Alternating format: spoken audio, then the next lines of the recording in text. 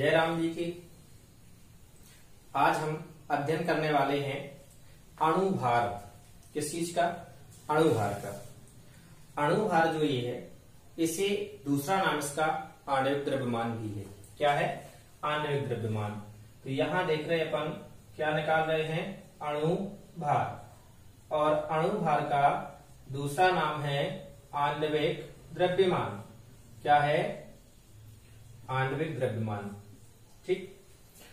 तो ये जो अणुभार है, ये सबसे ज्यादा अगर उपयोगी की बात करें तो 9th क्लास के बच्चों के लिए, 11th क्लास के बच्चों के लिए और 12th क्लास के बच्चों के लिए महत्वपूर्ण है। हम जितने भी सवाल लगाते हैं, बहुत सारे सवाल नॉर्मलता, फॉर्मलता, मोललता, मोलरता, प्रतिशतता, ये विभिन्न प्रकार के जब हम सवाल लगाते हैं केमिस्ट्री में, तब हमारे पास एक दिक्कत जो सबसे बड़ी आती है वो ये आती है कि अणुभार। सर, हम बहुत सारे बच्चों का ये क्वेश्चन था, बोले सर हम अणुभार हमसे कैसे याद करेंगे? तो इनको अणुभार को याद ना करके हम अणुभार को निकालना आज सीख रहे हैं। अणुभार सीखने के लिए पहले नंबर हमें केवल इन चीजों का परमाणु द्रव्यमान, इन तत्वों का परमाणु द्रव्यमान याद होना आवश्यक है।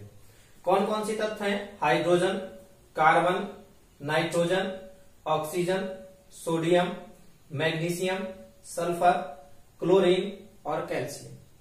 देखा जाए, ये लिखा है अभी तो आपके सामने लिखा है, लेकिन इसे आपको क्या कर लेना है? याद कर लेना है। अगर ये याद हो जाएगा तो आपको अणुभार निकालने में कोई भी दिक्कत नहीं जाएगी। हाइड्रोजन का परमाणु द्रव्यमान कितना है? 1। कार्बन का परमाणु द्रव्यमान कितना है? 12। नाइट्रोजन का परमाणु द्रव्यमान कितना है? 14। ऑक्सीजन का परमाणु द्रव्यमान कितना है? 16। सोडियम का परमाणु द्रव्यमान कितना है? 23। मैग्नीशियम का परमाणु द्रव्यमान कितना है? 24। सल्फर का परमाणु द्रव्यमान कितना है? 32। क्लोरीन का परमाणु द्रव्यमान 35.5, 35.5। फिर उसके बाद क्लोरीन के बाद आता है कैल्शियम। कैल्शियम का परमाणु जो द्रव्यमान है वो क्या है? 40।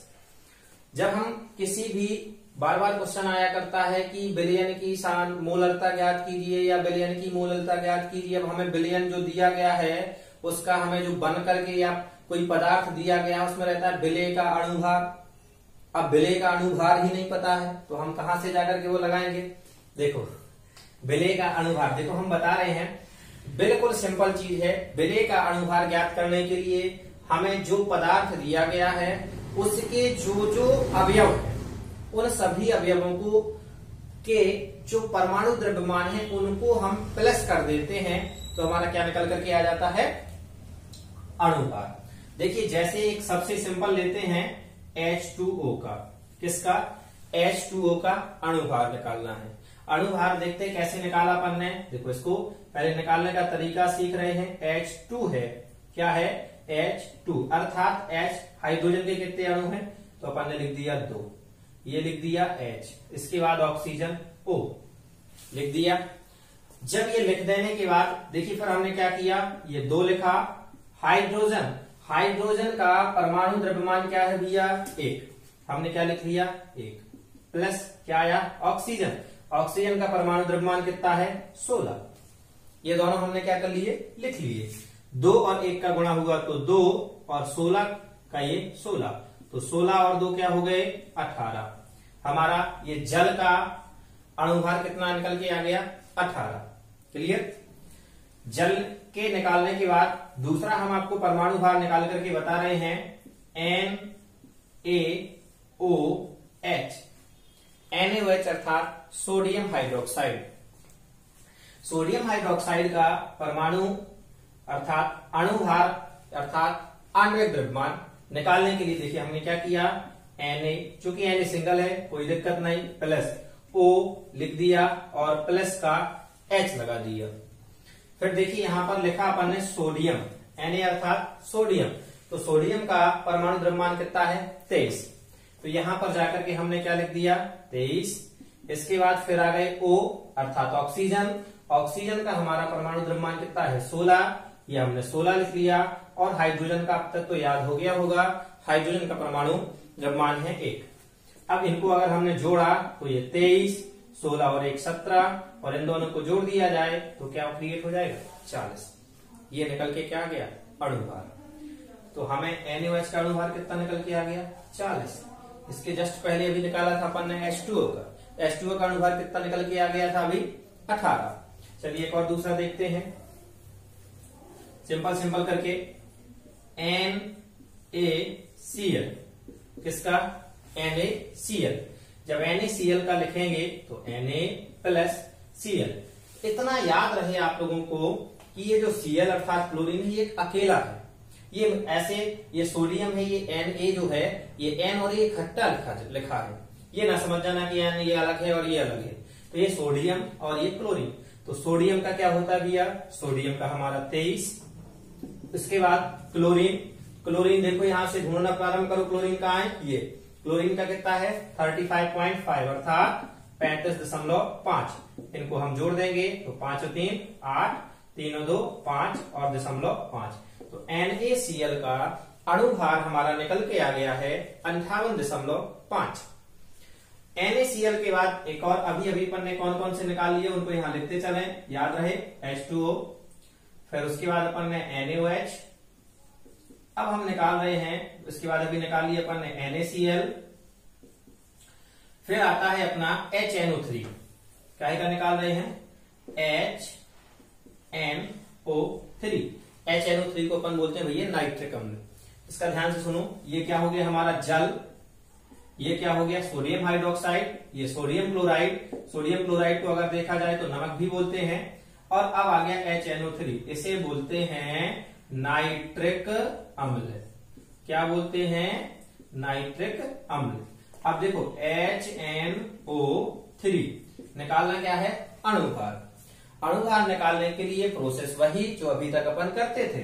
ये लिखा अपन ने H+N अकेला है N, O3 नहीं, O3 का कहते हैं ना, ये क्या लिखा है O3 अर्थात 3 गुणे O लिख सकते हैं। चलिए पहले नंबर क्या आ गया H का कितना है परमाणु द्रव्यमान 1, तो हमने क्या लिख दिया 1 प्लस N अर्थात नाइट्रोजन। देखो ये नाइट्रोजन हमें मिल गया 14, तो नाइट्रोजन का क्या कर दिया 14। 3 ये ऑक्सीजन, ऑक्सीजन का कितना है 16, तो यहां पर क्या कर दिया 16। ये 1 प्लस 14, 16 का 3 बार गुणा करेंगे तो 16 दूनी 32 और 16 3 48। इनको जोड़ दें 8 4 12 और 1 13, 4 और 1 5 और 1 6। तो HNO3 का अणुभार कितना निकल के आ गया 63 अर्थात 63। अब किसी भी बच्चे को बिल्कुल भी दिक्कत नहीं जानी चाहिए हमारा आणविक द्रव्यमान अर्थात अणुभार निकालने में।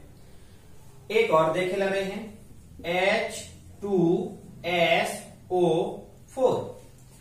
ये इसलिए देखे ले रहे हैं क्योंकि H2SO4 नाम तो आपको पता है सल्फ्यूरिक अम्ल है।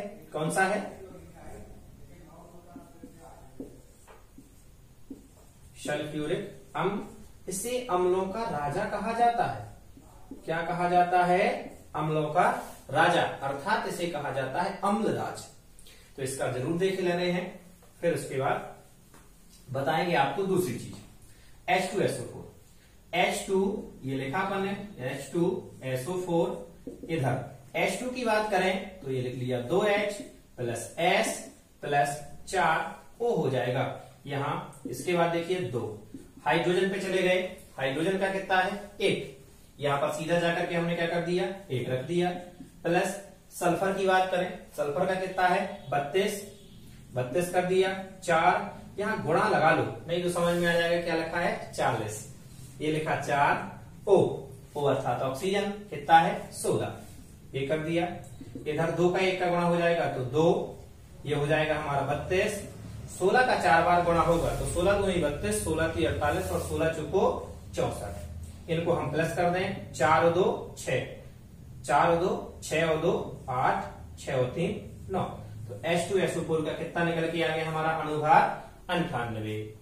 अब ये वाली दिक्कत सभी की समाप्त। अणुभार हमारा नॉर्मलता, फॉर्मलता, मोलरता, मोललता, ठीक है, इन सभी चीजों के लिए अब जो विलेय का अणुभार निकालना होता है वो हमारे लिए क्या हो गया, बिल्कुल आसान हो गया।